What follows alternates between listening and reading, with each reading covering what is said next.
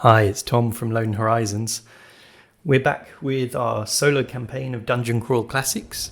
It's been quite a while since the last video, really just because there's still a load of really hot weather going on here in London, and our 1930s ancient houses here are not built for this kind of weather, so this room is extremely hot. I can't put a fan on because of the background noise. There's no aircon here or anything like that, and if I open the window you'll hear all cars going past as well. So I'm just suffering for you guys. I decided to just get on with it and do the video anyway, because I've been putting it off for too long. And you know, this happens with solo role-playing actually. I've heard from other people, this happens to me even when not shooting YouTube videos and things, just playing a solo game. This happens to others as well. You sort of think about it for a lot longer than you actually play it in a session. Like, you're thinking about it while you're at work and stuff like that, while you're lying in bed, you're planning on what you're going to do, and you build it up in your head into this kind of epic story that hasn't actually happened yet because you haven't started rolling any dice yet. And then it sort of puts you off sitting down and actually playing it and getting started with it because you're worried that it won't live up to your expectations. I've read that on like the solo role-playing Reddit subs quite regularly, people posting about that. But anyway, that's like a whole other video, more of a philosophical subject, which we might touch on. We might do some of those kind of videos. A lot of solo role players do that, and I think they're quite good because it sort of puts your mind at rest if you're new to the hobby, or if like you're coming from group role playing into solo. But anyway, that's for another day really. So last time we did the hex mapping of the area around the village and ruins. I never actually drew the ruins next to the village, so I will just do that. I'll just do like a little kind of, I don't even know what that is. Supposed to be like a sort of ruined castle icon for the map. There we go. That can be the ruins there. And we didn't roll up any level 0 peasants to send off to anywhere to on the hex map. So what I've done is, I think in future we'll do some kind of personality check for Cater, who is the one who's been left back in the village and the city recruiting people. But for now, I've just generated using the Purple Sorcerer website, which is perfect for running a funnel of DCC, or especially if you're doing it solo, because you don't want to spend ages rolling up. Well, you can if you want. That's still playing the game, rolling up level 0 peasant stats. But this is just a really good, quick way of doing it. So I've rolled up 4 of them here. And we have a rice farmer, a merchant, a noble, and an orphan. Orphan is quite a funny one. Does that mean the orphan is a child? Like, can you be an orphan if you're an adult? I don't know. Quite a funny concept. The orphan has a ragdoll, so maybe they are actually a literal child. Yeah, they all have pretty bad stats, as is normally the case. Oh, the orphan doesn't actually though. Strength 13, stamina and personality 13, so they've got +1 bonuses. But like the merchant only has 1 hit point, the rice farmer has 2 hit points. Anyway, I thought before we get to know them, let's roll up their names, because I was using, I think, 7thsanctum.com. I don't know if that's the URL, but the name generator website 7th Sanctum, which is really good for naming. But I think I've kind of exhausted it over the last 2 years of generating level 1 and level 0 characters for my own games. So I found out recently, I didn't even notice for ages, but DCC, the rulebook, has name tables in here. Where is it? Okay, here's the table. I never know how to pronounce that word. Sobriquets. Is it French? Sobriquets. All right. So there's a D percentage roll that we do. Wow, there's loads. Oh, that's titles as well. Okay. Yeah. So let's see, who are they? It's got names for wizards and clerics, warriors and thieves, and then like monsters and things.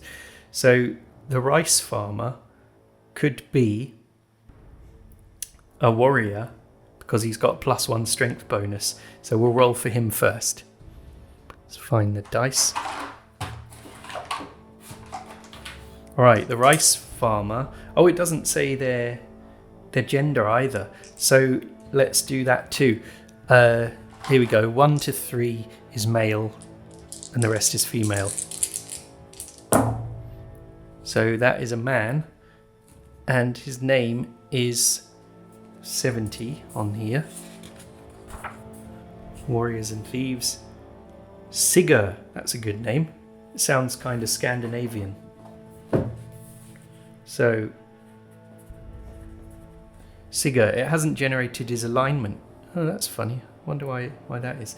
So I'll put Sigurd M in brackets after there, and we'll do their alignments afterwards. Now the merchant. Oh, what's he going to be?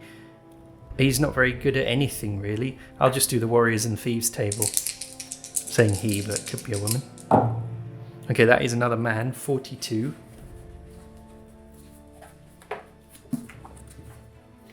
What is that? Lanham. These are good names, actually. You could use these in any RPG, really.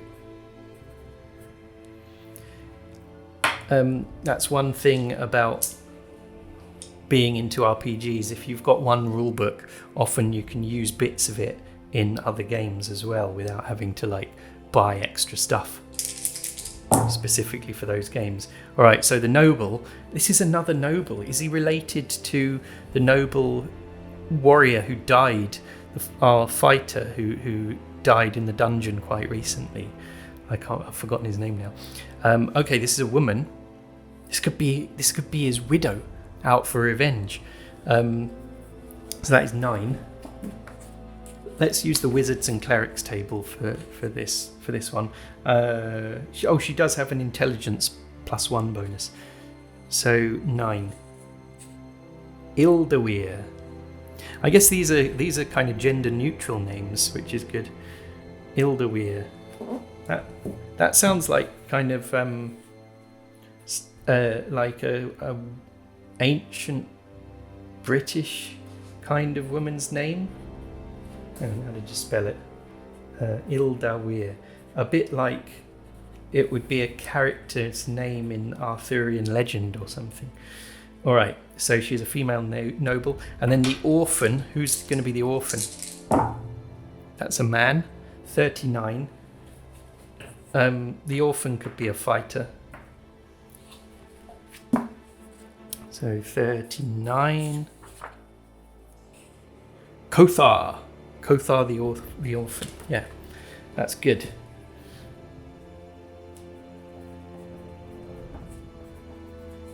Kothar.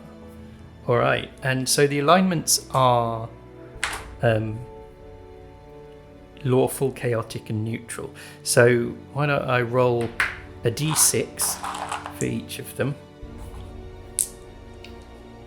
and we will say it goes from lawful to chaotic. 1 to 2 is lawful, 3 to 4 is neutral, 5 to 6 is chaotic, and we'll just roll them in order of how they land, like we normally do. So put them in a row like that. It's the easiest way to do that kind of thing, I find. Okay, so Sigurd is, what would that be? Neutral. Then Lanham is chaotic. Ildaweir is also neutral.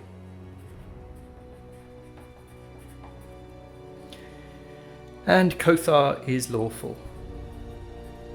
Okay, so we're not going to kind of go into any detail about these guys because they're the B team. They're not the main characters. They haven't proved themselves of being worthy of appearing on camera. yet. And also for that reason, apart from this time round, I think in future, when they go out on missions, I'm not going to do it on camera. I'm not going to do the hex crawling on camera. I'm going to do it off camera, and then I'm going to report it at the start or the end of the session. I'll just report what they did, like they went to the obelisk and killed the monsters in the lair there, and then returned, and they got this much treasure and this much experience points. But for now, I'll do their first hex crawl so we can see what it's like. So let's see. If I get the Scarlet Heroes rules, then we have the Wilderness Adventures rules, which is really useful, as I said last time. So, moving into a new hex. Okay, their movement rate. Now, this is something we need to establish, and I thought we would just use the standard movement rate that I kind of made up for my Scarlet Heroes campaign. So here are my rules from a couple of years ago when I started this other campaign in Scarlet Heroes. I've got hexes per day in metal armor. How much can you move? On like clear terrain, plains, trail, and wasteland, you can move 2 per day, or 4 on a horse. So yeah, and that's in metal armor. I don't think we need to adjust it if someone's a dwarf or something like that. I think it just makes it too complicated. So you can go 2 hexes per day. That would mean they can definitely get to the closest one and back in one day, which is good. So the closest one from the village, if they're starting in the village, would be the cemetery at the foot of the mountains down south. Now, what did we say was there? Number 4, Hex 4, Cemetery, Wild Ram Lair with 6 wild rams in it. Alright, so they want to go and clear that out. They've been sent by Cater to clear out the nest. Well, it's not, we wouldn't call it a nest, just a kind of den of wild rams that are living in this sacred cemetery at the foot of a sacred mountain. So I think what we should do is as they're just animals, and they're quite useful animals, they could actually, instead of killing them, we could say they try and capture them. Let's say they've got like lassos and rope, things like that, and nets, and they're going to try and capture the 6 wild rams and avoid being gored on their horns because they are wild and angry. So instead of just going there and slaughtering them and getting experience points, we could still do something there, like capture them and then bring them back to the village and sell them, and then make a bit of money, because the rams aren't going to have loot, are they? But they will be worth money. Now, I think, is it in Dungeon Crawl Classics? Is there, in the equipment list, is there like animal section? I don't think there is. Mounts and related gear. No. Horses are going to be much more expensive than rams. So we won't use the cost of a horse. But Scarlet Heroes, I think, has it. Let's see. It's not there. Oh, here we go. Sheep, goat or pig. 5 gold pieces. Okay, so they can sell them. That's the cost. 5. We'll go by the logic of 5 gold pieces is what it would cost to buy a ram at the market. But if you're selling them, what happens? Well, because this isn't Dungeon Crawl Classics doesn't even have any kind of treasure system or anything itself. So in my house rules, homebrew rules for my hex crawling campaigns that I've done in Scarlet Heroes, I've said loot. You can see how much I've like Tippexed this out and changed it as I went on through the game. So loot. Villagers can sell for 25% to 35% of value, and you just roll a d10 to see what percentage of the value you get. Because in a village, people don't have much money, do they? They normally just do bartering and stuff like that. So you're not going to get, if you bring like a massive golden crown to a local market stall in a tiny village in the middle of nowhere, you're not going to get like 5,000 gold pieces for it, because that would be more than what the actual whole village is worth with everything in it. And then towns and cities, I've said, you get 35 to 45% of the value. So they could go there to the cemetery, grab as many rams as they can, and then travel back to the city and sell them there and get more money. So let's try doing that. But first, what we need to do is, when moving into a new hex, roll for wandering monsters, because they may have an encounter. No, nothing. Okay, so there's just the rams there. And like we said last time, the way we're gonna do this, to avoid, actually playing out every single encounter they have roll by roll, which would just add so much time onto the game, each character gets to do a check, a stat check, whatever you call it, based on their highest ability score. So that if they're intelligent, then they can use their intelligence to survive the encounter, and if they fail, it means they've died, unfortunately. So let's do that. We're going to make it just a standard DC of 10. It's nothing too difficult, I don't think, and that will be like a standard thing, unless they encounter some really hard monsters maybe, and then we'll up it.